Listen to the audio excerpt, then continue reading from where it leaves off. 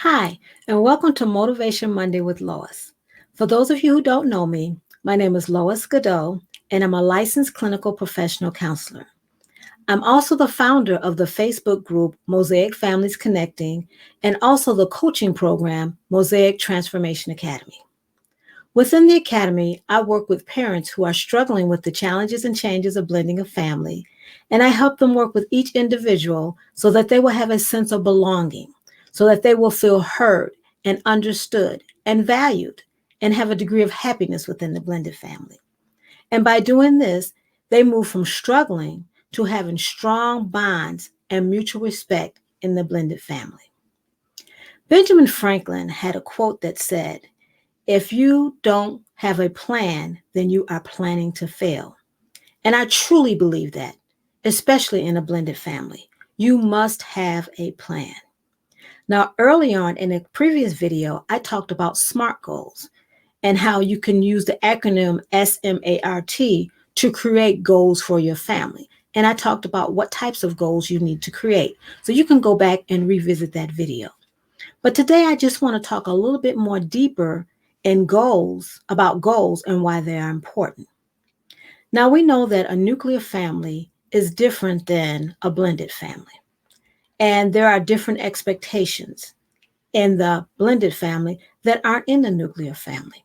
And so that's one reason why you need a goal to be able to navigate through all those choppy waters of the blended family. Let me read something for you.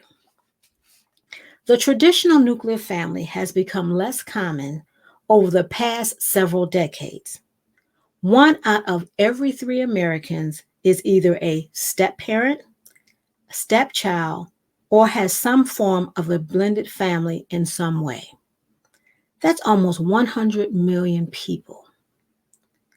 And it's estimated that more than half of all Americans either have been or will be included in a blended family during their lifetime. That's very interesting.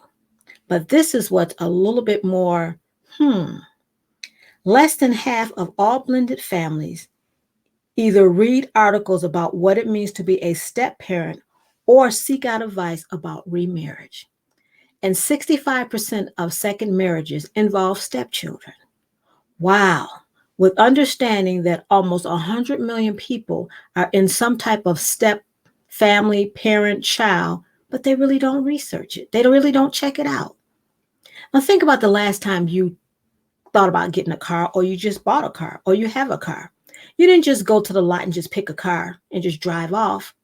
You probably researched it, looked at the mileage, looked at the car, the wheels, the inside, the interior, found out if it had that sound system that you wanted before you purchased it. And it probably took you weeks, maybe even for some months. Think about that last house you purchased or the house you're thinking about purchasing. You're looking at where it's located. You're looking at the school district. You're looking at the cost.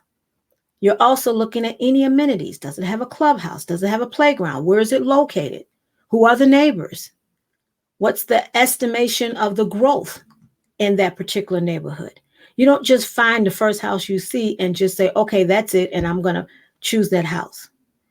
But if you're in a blended family relationship or a situation, have you really researched that? There is no roadmap for a blended family. And we've talked about that. There's not a roadmap, but there is something that you can do, which is you can create a plan for your blended family. And that plan becomes your roadmap. And even if you have a plan and the plan doesn't work out, the goal is still the same. And that's the goal, is to have the healthy blended family. So if this resonates with you, if this is something that, I think I really do need to start investing in my blended family, it's not too late. Well, help is on the way because I'm going to help you. I'm going to have a 4-day workshop, October 26th, 27th, 28th, 29th, right here in this Facebook group. And it's going to be called A Healthy Blended Family. And in the workshop, I'll help you go from just existing in the blended family to being able to know how to merge the two families. And also, I will help you understand how expectations play an important role in blending a family. I'll also teach you how to make goals for the uniqueness of your family. We'll also look at how the biological parents feel and how the step parents feel, because sometimes neither understands what the other one is feeling or what they're thinking. Teaching you how to avoid conflict, how to be on the same page.